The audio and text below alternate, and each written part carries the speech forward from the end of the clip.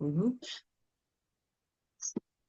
Good morning, good afternoon, dear friends, colleagues, and viewers. So this is the second part of Dr. Marc Taraban's presentation today. So he'll be talking about low-field NMR and the power of water. And so in the first video, you probably recall, he discussed the method, and we had a kind of intense discussion on the counterfeit and also on the applications for environmental and for the healthcare of this technique. So now Dr. Mark will continue with specific examples that illustrates the method in action.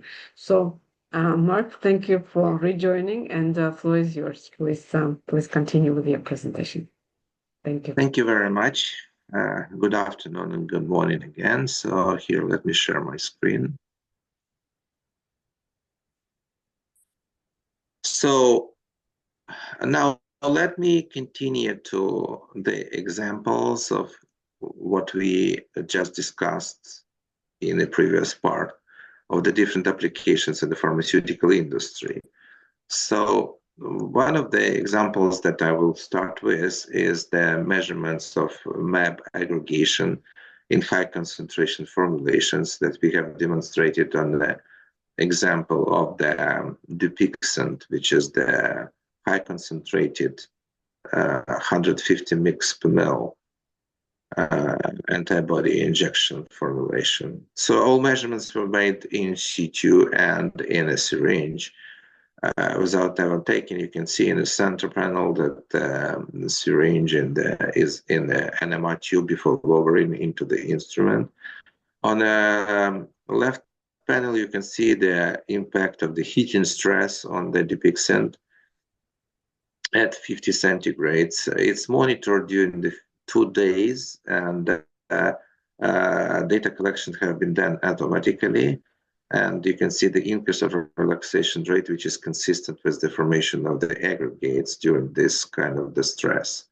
On the right panel, you can see the impact of the 11 cycles of the in situ freeze or stress of this Dupixent, which is kept in 6 hours and minus 25 centigrades, then 18 hours at 5 centigrades. But you also can see that if you will take out the Dupixent from the freezer and keep it for 10 to 17 days at 5 centigrades, it kind of restored the relaxation rate of water is going back to normal. And this is consistent with the reversible aggregation at the low concentrations and the freezing stress of Dupixent.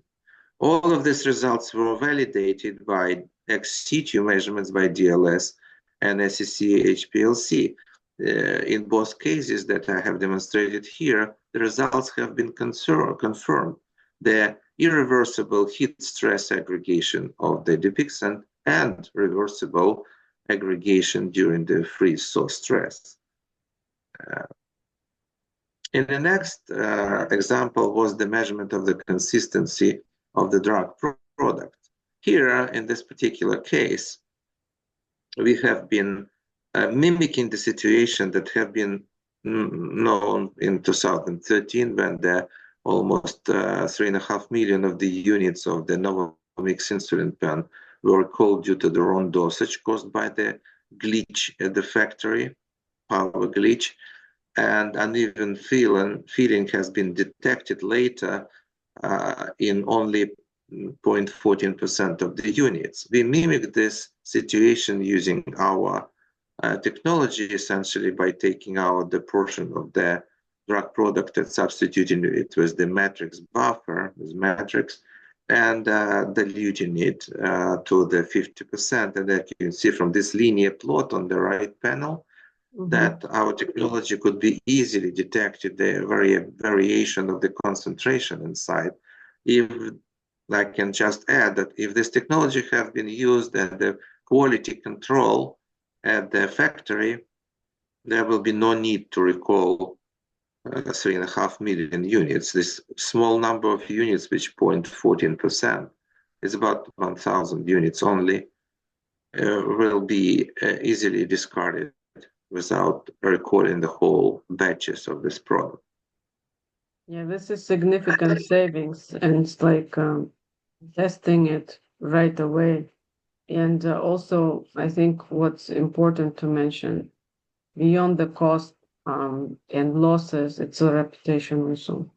So here, several factors that in favor to have this technique on board. It saves not just financially but also reputation, which is market share in a way. Yeah, indeed. And I also would demonstrate here some preliminary results that we were used for the flow NMR applications, as I have been discussed in the previous part. Here we use this technology to monitor protein concentration and aggregation under mimicking the continuous biomanufacturing settings. We, on the left panel, we demonstrated that this three-dimensional surface shows you that the relaxation rate is linearly dependent on the concentration and dependent on the flow rate.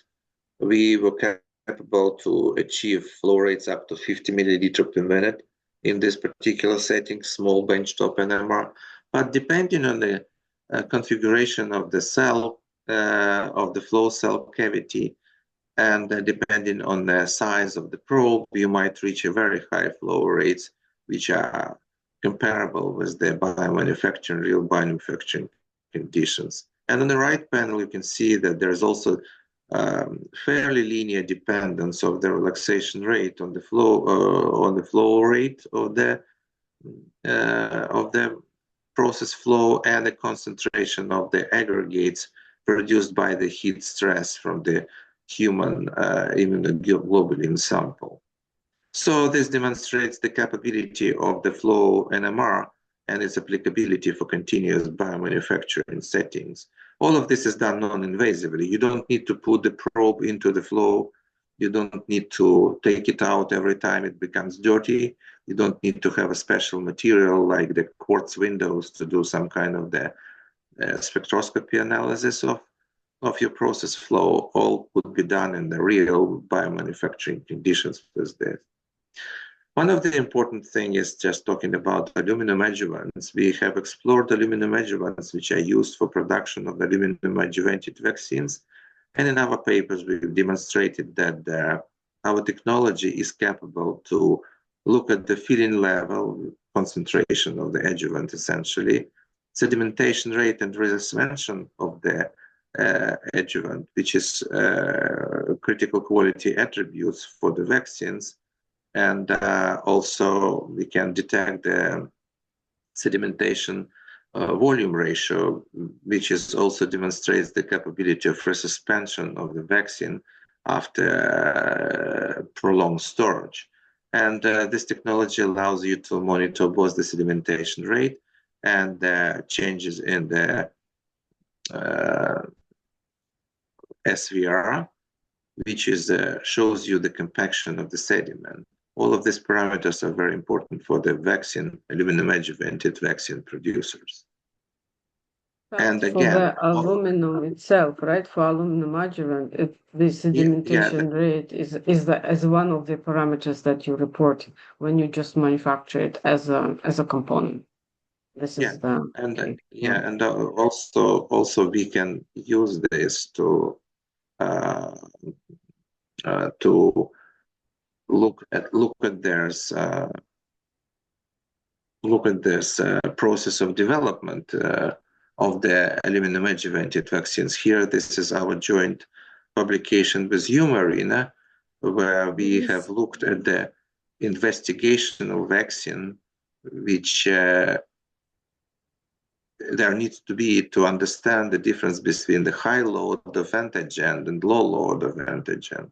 So here you can see that the sedimentation kinetics is monitored by the water NMR, allows you to fairly nicely differentiate between these two high load antigens and low load antigens and look at the sedimentation volume ratio in both of these formulations. So this information, I think, would be very important for those who will be developing new vaccine formulation, because understanding the loads understanding the sedimentation, volume ratio, and kinetics is very important for the new vaccines production and formulation. That's true. And also to prevent mistake. For example, if you have two bulks, or if you happen to fill, and there is a concern which one is correct, this technique will share very quickly that whether it's a high dose or low dose formulation. So it's very, very clear. In absence of any other vials in the same room, you know, the usual preamble that goes with it, this is very clear cut and it's fast. And again, it saves the material. You don't need to waste any material for additional tests. As far as I know, for example, for the situation when you need to know how much of the antigen you have absorbed onto the surface of the aluminum adjuvant, you need to do the desorption. You need to create a special antibody panel for the antigens to do ELISA and find out whether how much is absorbed, how much is not. And all of this has the very high variability measurements. In our technology, our variability of measurements of our technique has been demonstrated to be well below 1%, which is probably unattainable for most of the bioanalytical techniques currently used in the industry. So now let's talk about a little bit about the topic that we briefly touched in the previous part, which is the comparison, trying to use our technology to find out authentic and counterfeit vaccines. Here we have there's a big paper which we have analyzed a lot of different vaccines in this paper, but here we'll be talking about the comparison of the two aluminum adjuvanted vaccines and two non-adjuvanted vaccines here. So the aluminum vaccines that we have selected is a Tanivac and Daptocel, and we selected those because they have identical, they're made by the same company, they have the same volume, sometimes even the vials are so close to each other without seeing the label, you won't be able to distinguish between them. On the other hand, I can see also mentioned that their concentration of aluminum adjuvants in both of them is identical, 0.66 mg per ml of aluminum. So all of this analysis has been done on intact vials and intact syringes. We are not opening anything, and so after the differentiating between the two vaccines, between the authenticity or suboptimal or counterfeit vaccines, you always can discard those. Here, for example, is the example of the non-adjuvanted vaccines, and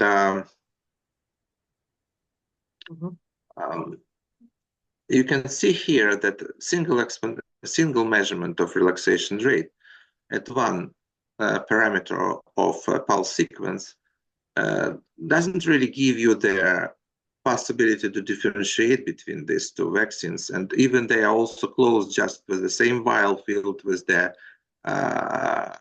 USP saline solution. However, we have developed a technology that allows you to scan one of the parameters automatically. It's an interpulse delay, and here if you already produce the two-dimensional dependence, the dependence of relaxation rate on these parameters. And from the right panel, you can see that this experiment allows you easily differentiate between the saline solution, Menactra, which is the non-adjuvanted vaccine in a vial, and Typhim VI, which is the non-adjuvanted vaccine in the syringe. So yes, very clear actually compared to the lower one, to the left panel. It's definitely very, very clear. Yeah. It's a very clear difference. So here, for example, for the Daptocel and Tanivac, because these vaccines are very similar, because they have very close values, because they have a very close concentrations of aluminum adjuvant, they have the same volume, same vials. So a single parameter of the relaxation rate measurements, they also shows a very, very little difference. Of course, they're different from the saline because the presence of aluminum adjuvant immediately differentiated from the clear solution. suspensions are usually demonstrate a very high differentiating capability from the clear solutions. But here, you can see they are very close to each other. So we applied the same approach, but at the same time, vaccines, because they are sedimenting, they have a three-dimensional profile. One dimension is the relaxation rate, which we are measuring. Another dimension is a delay between the pulses, interpulses, and third dimension is a time, because during the time, these vaccines are also changing because of the sedimentation. As we have talked about, the sedimentation rate is also a parameter that characterizes these vaccines. So here, in this particular plot, you can see how easily you can differentiate these two vaccines, how different they are from the three-dimensional plot, which is on the right panel. Yes, it's basically completely, it's very clear, whereas on the first one, everyone can say it's minute difference, but once you do the 3D, so to speak, experiment, it's unmistakable. So that's fantastic, actually. Essentially, all of this information that you can gather from vaccine could be used to create a fingerprint of the vaccines. So fingerprinting will allow you to have a very clear and very individual information about each vaccine product. And then that information will allow to easily differentiate the counterfeit product or falsified product from the suboptimal or substandard. So that opens the way for saving a lot of money for the vaccine wastage that is happening in a country. I mean, by the data published by WHO in 2008, I think, I might be mistaken, 2013, about 50% of the aluminum adjuvanted vaccines are wasted because of the different conditions that have been subjected to and because of their practice. Then if you find one vial which is somehow corrupted, you need to throw away the whole case of the vaccines. So yes, it's quite brutal, actually, right? That significantly decreases the wastage, and that significantly increases the protection of the customer, because you might exclude the counterfeit vaccines reaching your patients completely by using this technique. So now let me talk a little bit about different applications which might be of interest to our audience. We know that it's a critically important, for example, for gene therapy products, when you have a viral capsids filled with the desired gene for delivery to the human cells. The presence of empty capsids considered to be bad for the product and bad for the patients, because no one knows how the empty capsids are affecting the human health, whether they potentiate the effect or they somehow results in the negative effects on the patient's health. So the full and empty ratio is a critical quality attribute for the gene therapy products. And assessment of this, assessment of the fraction of empty in a formulation is extremely difficult, requires invasive techniques, and uses a very precious product and destroys the very precious products, and sometimes have a very large variability measurements, more than 20%. Here, our technology with the variability below 1% shows the significant difference between the empty and full capsids. You can see here the relaxation rate for the two full samples are very close to each other, but the relaxation rate of the empty is significantly larger than those, 30% larger at least. And then we have titrated these two samples. So we created the created the dependence of relaxation rate versus the titrated samples which we prepared from these two samples, from the empty and full capsids. So here you can see that this dependence is perfectly linear, and it allows you to precisely estimate the ratio between full and empty capsids in your sample just from this linear dependence. Accuracy is about 1 to 3%, which is unattainable for any other techniques at present. And at the same time, the measurements of each sample takes a little bit more than 1 minute. That's huge actually in terms of saving time, saving material, and also human resources. And yes, let's talk, about the cell viability. And I think after I will come back to the fingerprinting because it's something I would like to discuss. So please continue. So most current methods that use for cell counts and viability measurements are invasive, they're time-consuming. They use aliquots taken from the cell culture. These small aliquots might not represent the full culture cells. They might also be somehow costly in a case you're working with some precious samples, like, for example, CAR T cells or any cell therapy products. We have explored this using our technology. So what we did, we studied one viable harvest, which is red, which is blue here on this panel, and you can see that we have a fairly linear dependence of relaxation rate of water versus the number of the cells. This harvest is 97% viable, so it's a fresh harvest. Then we have wait for the harvest to degrade slightly in 1 week. The same harvest, we are not doing anything with that. It was just sitting in the incubator.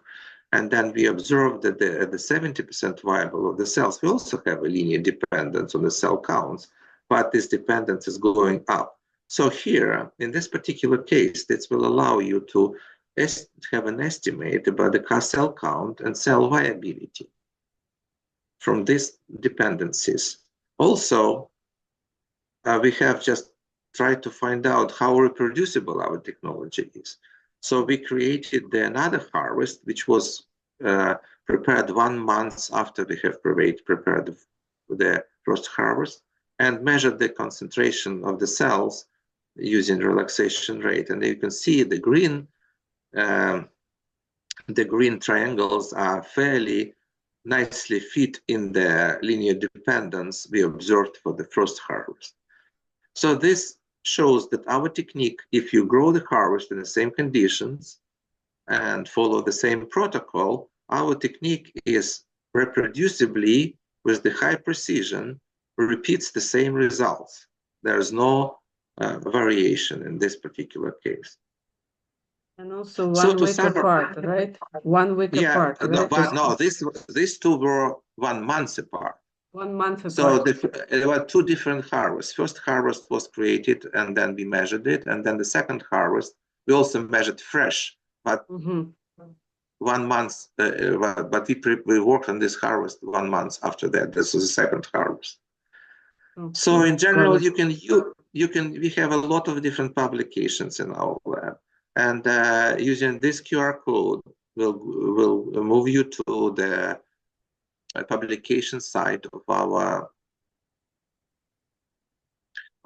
lab, and you can see the list of the papers of using water NMR technology for different applications. We use it for non-invasive stability monitoring of biologic drugs, including the MAPs, vaccines, insulin, all in their original containers. We demonstrated that our technique might be used for formulations of the new vaccines, allows monitor the real-time process flow in real time to detect the abnormalities in the process flow. It allows intercept and removal of falsified medications from circulation and protect the population and increase the confidence in the healthcare system. We can provide simple and rapid estimate of empty-full ratio of viral capsids and data on cell counts and viability. Importantly, again, our technology is not compromising the integrity of drug product in its container. Therefore, it's very important for the expensive treatments like gene therapy or autologous or allogeneic cell therapy with CAR T cells, whereas the accurate cell counts is very important, and at the same time, the samples are very expensive, so you cannot allow to waste them to use for invasive analysis. With that, I just want to mention that all of this have been done not by myself. I won't be probably able to do it without the help of my colleagues from our lab, from the help from our collaborators from the pharmaceutical industry, and the help of my colleagues from the National Institute of Standards and Technology, and also invaluable help and interaction with the benchtop NMR instrument manufacturers who were helping us to develop new technologies, new programs, and they were following our crazy ideas, which we are coming in and told them, oh, we need the pulse sequence to work like that, or we need the pulse sequence to work like that, and they were helping us to create the software for that. And also the funding from different sources that you can find on the bottom of this slide. And with that, I thank you for your attention, and here's my address, and I'm open to discussion, the collaboration, and contacts anytime. Thank you so much, Mark. This is a great presentation. I think I will put your contacts in the description of the videos as well, so that people can easily see it or transcribe. I think we have not too much left, probably about 5 minutes. So I would say that if we come back to the discussion of fingerprints, I think it's of vaccines. It's sort of asking maybe, I don't know, for grant, perhaps government support, or to have a fingerprint of the products that are currently on the market, because that's much easier to identify whether they are in good condition or not, whether they are authentic or not. And potentially, there are like industry consortiums who work on large projects that affects many manufacturers. I imagine manufacturers can come together to help with funding, because this is something that saves time, saves energy, and also catches the problem very, very quickly. First, at the manufacturer premises, of course, before release. And second is any place during the logistics, right? Like airport, at the healthcare facility, where they can verify or check what they actually received. So this really is a disruptive technology, at least in my view, to basically game changer in the sense of how fast you test, how fast you distinguish, and eliminate waste and protect patients from the issues. So I think fingerprinting itself is like creating library. I think it's already a topic that is worth to be discussed and supported as a project, potentially as an inter-industrial collaboration. I know there are many consortiums that work that way, but I know it's always easy to say, hard to get funding, but that's where is potential possibility. I also think sorry, go ahead. I totally agree. Totally agree with this. Yeah, I think that a lot of pharmaceutical companies they have their own departments. They are tracing the counterfeits and trying to find out specifically their own counterfeits. They are concerned. They have concerns about this, and having our technology will significantly simplify and straightforward their works and efforts. So, to my understanding. Yeah. I also just probably because I'm here, here is a lot of emphasis on investments and investors and applying their funds in different ways. So the whole notion emerged. Maybe in US you hear about that too. It's family offices. It's families who accumulated wealth through generations and now are thinking of investing where have a return on investment faster. So I was thinking that there's potential maybe to work with them, at least to see how they feel and what they could support from this perspective, because this is again, it's a wide issue and it's something that if taken off the ground, it can have significant impact on economical and also on healthcare for sure. Just like even internally for pharmaceutical industry, it's an opportunity for reduction of costs significantly.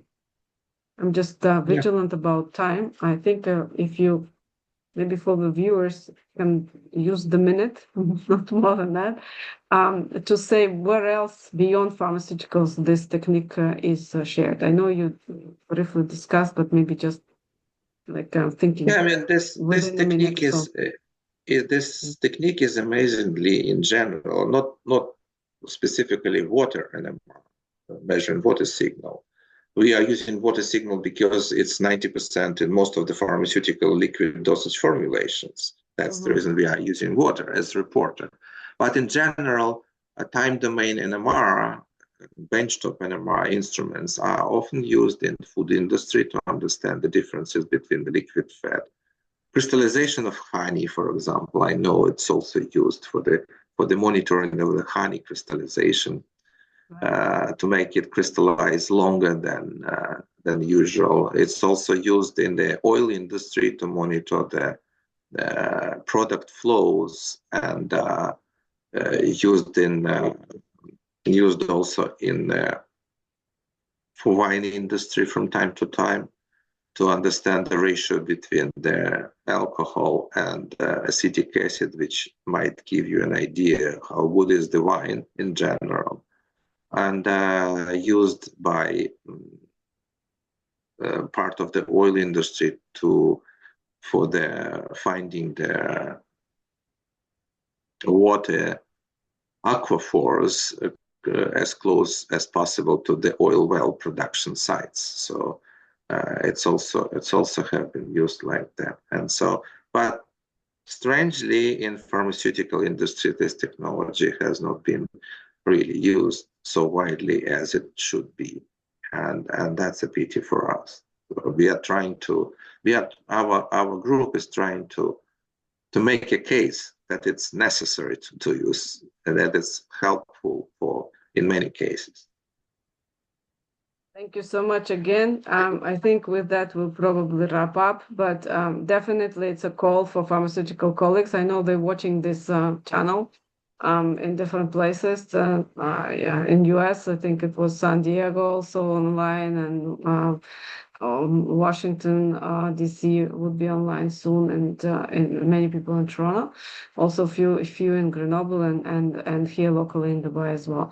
So I think with that, it's definitely appeal. And again, for viewers, Marc's contacts are here at the last slide, and it will be also in the description. So if you're interested to collaborate, please reach out. Marc, thank you so much for joining, for your time, thank you. Fantastic presentation, very detailed.